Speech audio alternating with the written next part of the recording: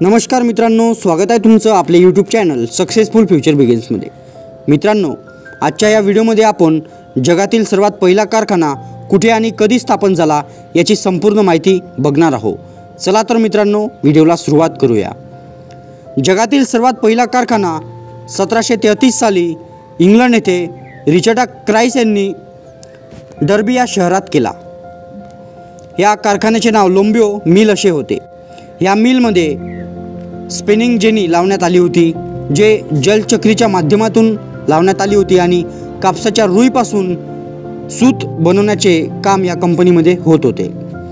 ही जगातील सर्वात पहिली कंपनी होती ज्यामध्ये संपूर्ण मशिनरी लावण्यात आल्या होत्या। एक नवी क्रांती घडून आली होती आणि ही कंपनी एक मॉडेल म्हणून समोर आली होती। तेव्हापासून संपूर्ण जगभर हळूहळू कारखाने बनायला सुरुवात झाली होती।